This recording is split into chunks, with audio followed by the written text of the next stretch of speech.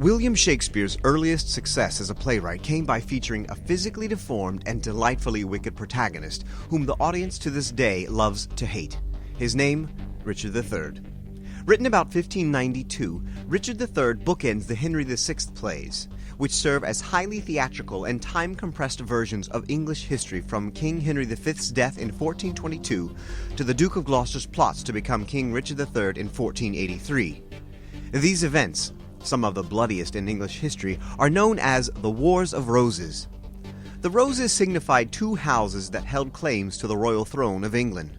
The white rose represented the Yorkist family, while the red rose represented the Lancastrian family. What was the big battle fought over? The desire to rule, to be king, in short, to possess the crown. Shakespeare's depiction of the Wars of Roses within the Henry VI plays and into Richard III provides an exciting but not entirely accurate portrait of English history. Shakespeare constructs his plays so that they support the Queen at that time, Elizabeth I, who ruled England from 1558 to 1603, and her claim to be queen. There's a saying, history is written by the winners. And speaking of history, you'll want to know that Richard III is considered a history play in the canon of Shakespeare's works. Now, let's begin with Act 1, Scene 1 of Richard III.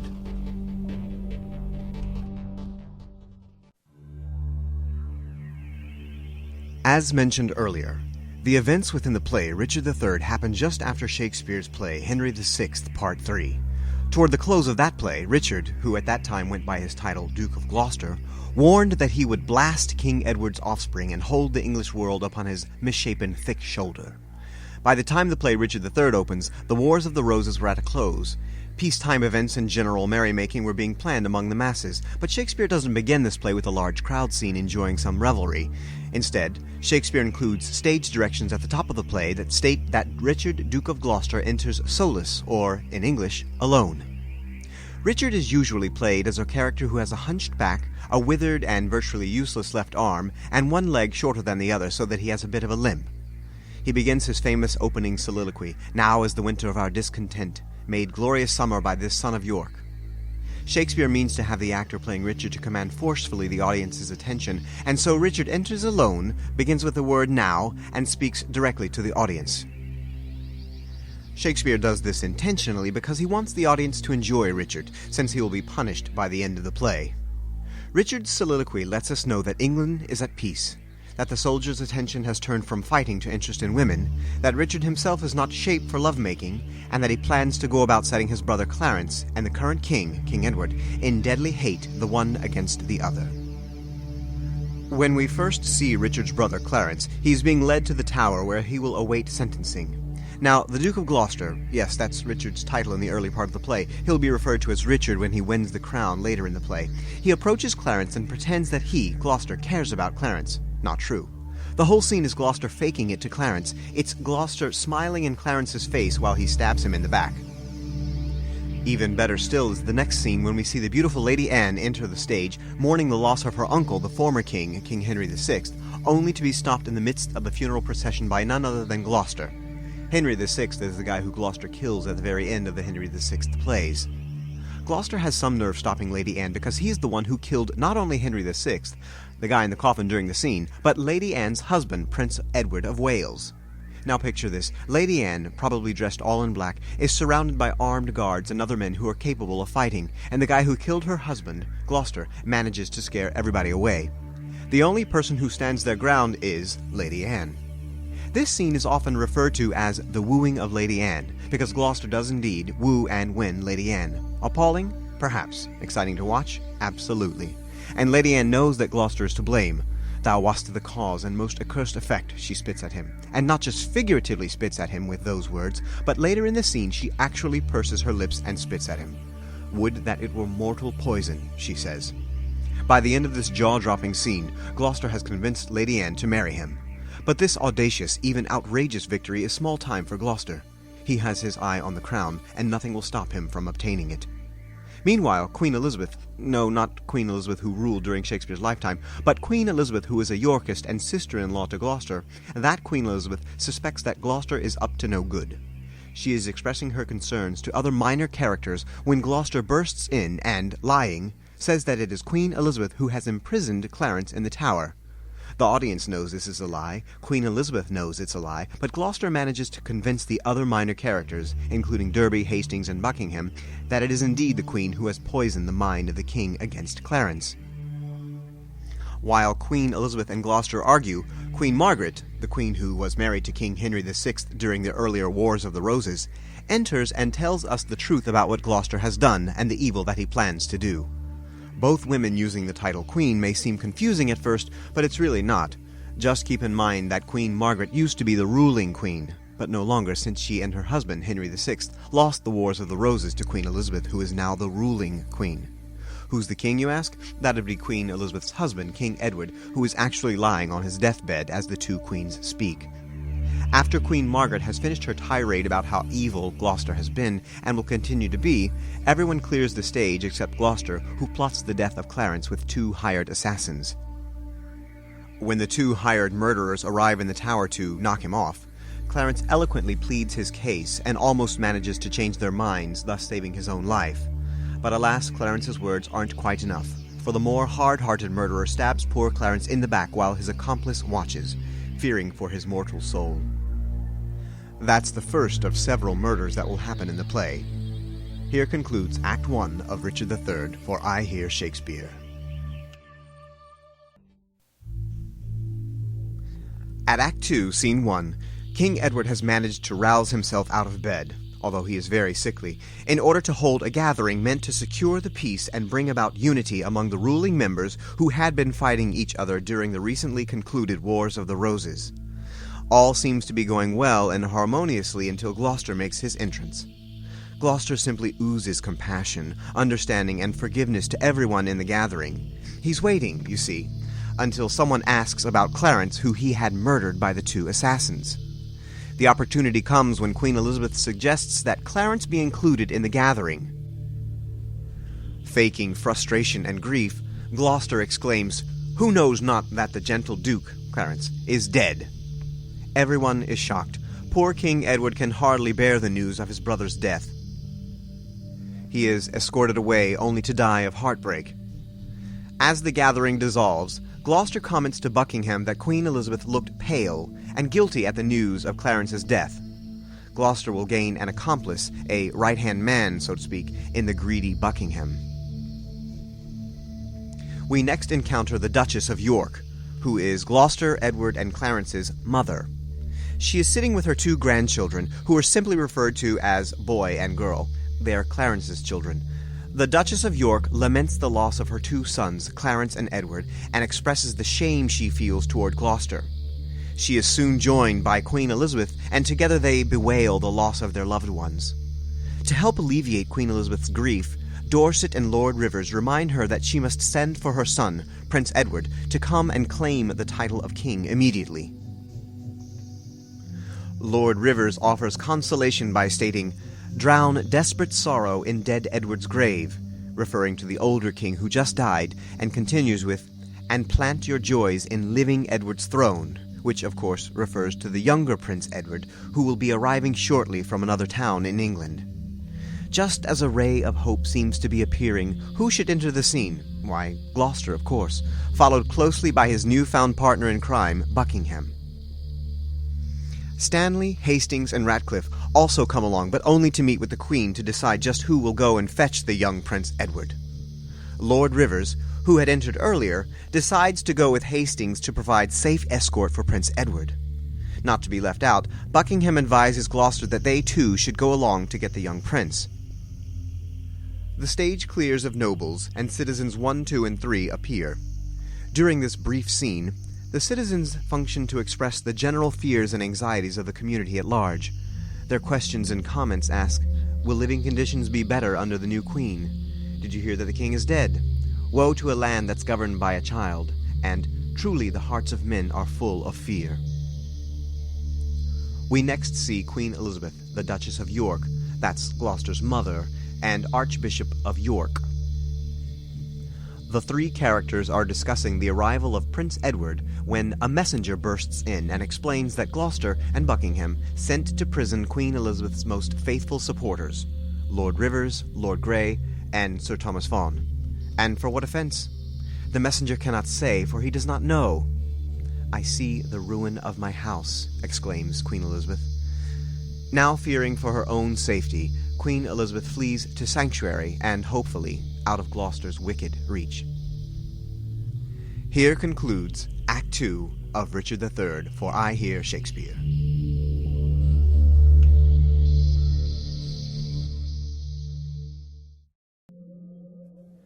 Act 3, Scene 1 begins with a flourish of trumpets.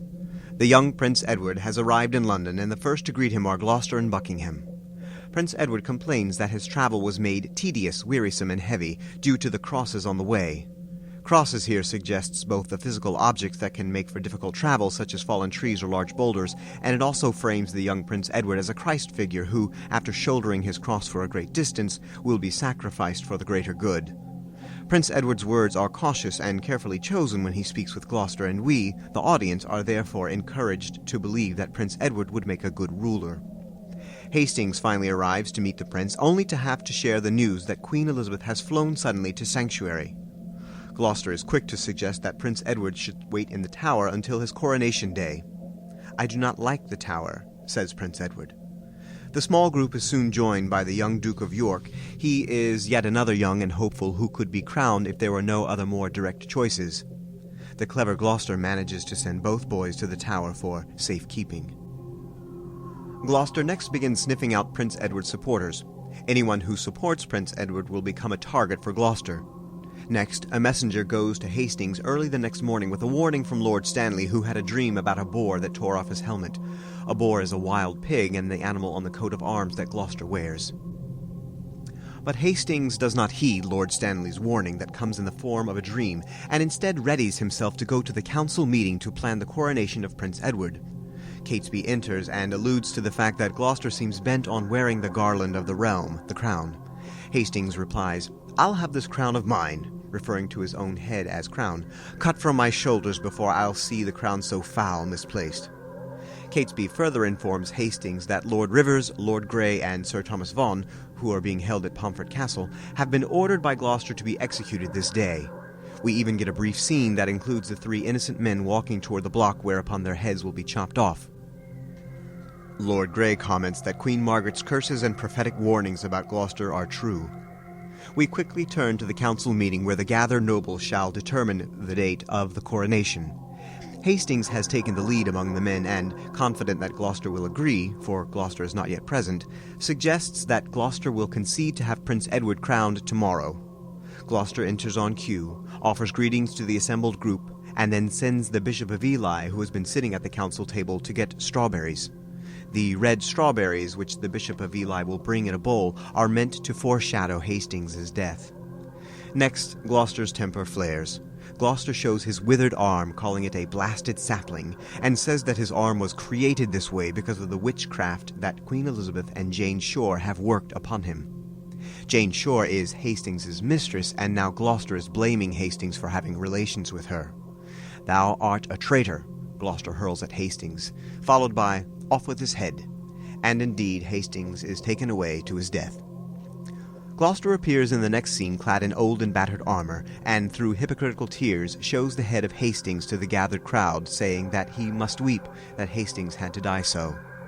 Gloucester next sends Buckingham to encourage the citizens to believe that King Edward's children had no legitimate claim to the throne to begin with, and that they should view Gloucester as the rightful heir to the throne.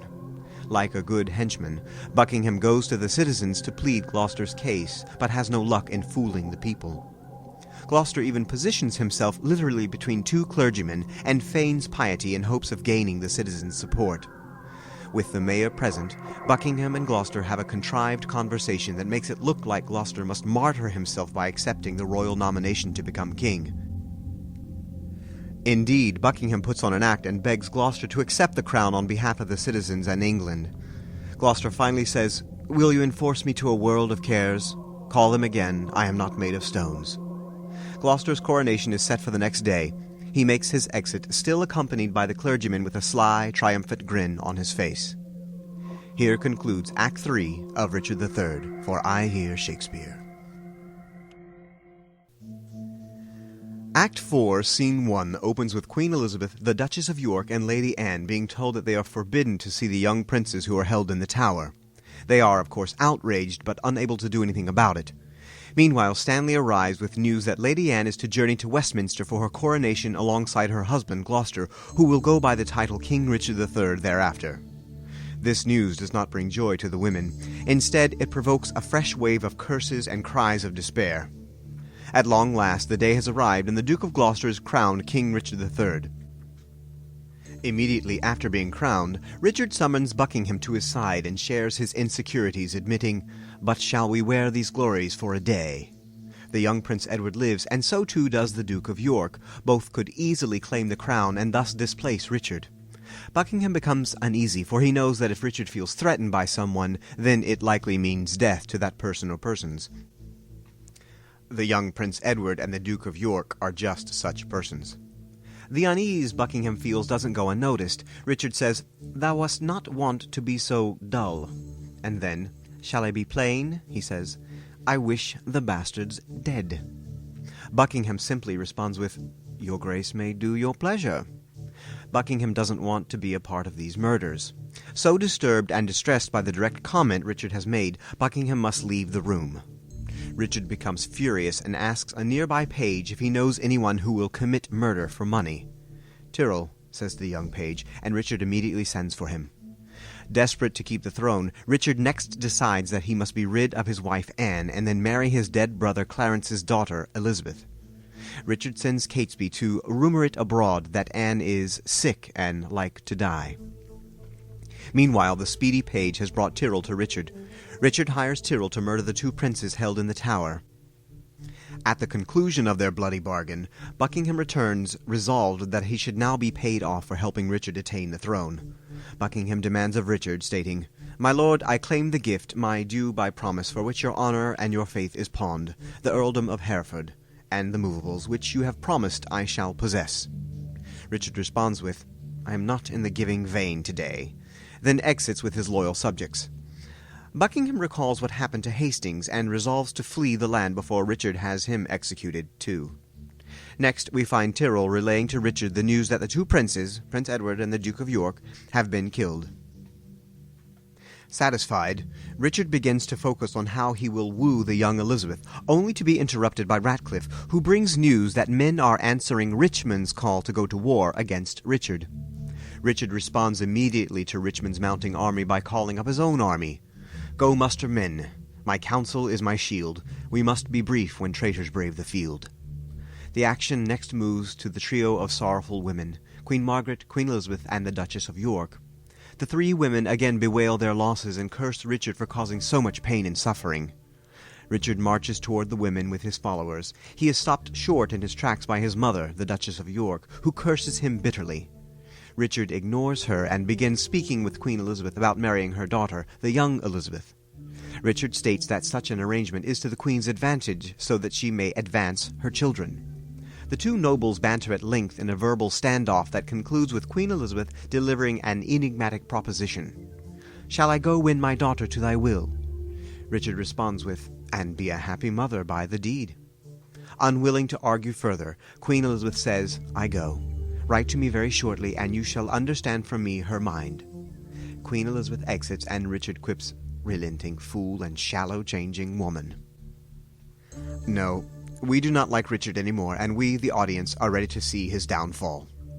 We next receive news that Richmond is on his way to conquer Richard.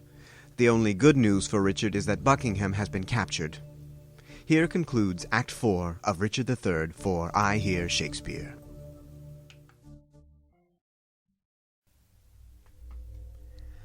Act 5, Scene 1 begins with Buckingham being led to the chopping block. But before he arrives, he reminds us all that Queen Margaret was right, saying, "Thus Margaret's curse falls heavy on my neck."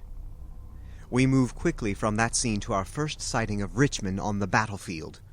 Incidentally, when the character Richmond is crowned, he will become King Henry VII, who is actually grandfather to Shakespeare's contemporary queen, Queen Elizabeth I. Further, Richmond makes an appearance in the earlier Henry VI plays as a young boy who is prophesied to become the ruler and salvation of England.